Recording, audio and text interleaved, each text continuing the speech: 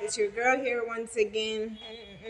So, very lovely to have you here. And what we're going to talk about is the purpose, a few purposes. As you know, the temptation that Jesus Christ had, that was not the first one, and that wasn't the only one that he had. That was first, but that was not the only one he had, of course. So, but the fact that he brought it out means it's important. So, we're going to bring out the few key things that the key things that I have known, by the grace of God. All right, so the first one is for one to know how to overcome temptation. One of the key things you notice is that the devil might not have been there physically, but God spoke out with his mouth to confess out the things he believed. So the Bible says, with your heart you believe, the power lies in the tongue, not in the heart. Of course, the tongue brings out whatever is in the heart. So yes, the power also lies in the tongue, the heart too. So basically, the purpose was to know to overcome temptation, and from what we are looking at here, we're looking at the fact that Jesus always spoke with his mouth.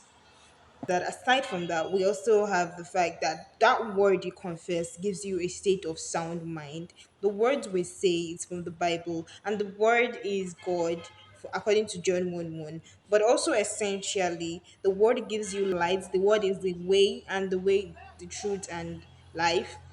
And the light that we're given, that we're able to shine light, it is by life that we are able to shine light, because arise and shine, for your light has come and the glory of the Lord has risen upon you. And the light that has come is the word.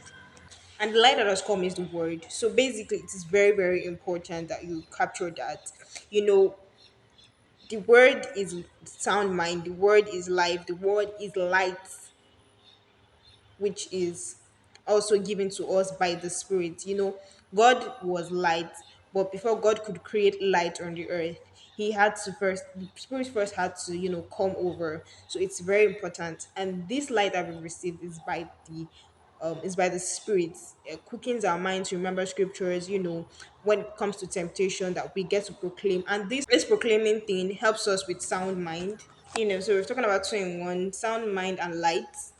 And we also have it's a source of navigation. Like I said, the spirit quickens your mind, but it also serves as a source of navigation. You know where your pleasures are meant to stand.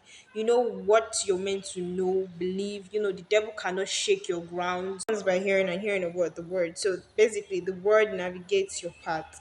Living doesn't just says breathing. Living also says what you do, your action. How to overcome temptation, light, which is also life, and a source of navigation. The word being the source of navigation, the word being the source of life, which is also light. So these are plain. All right, bye.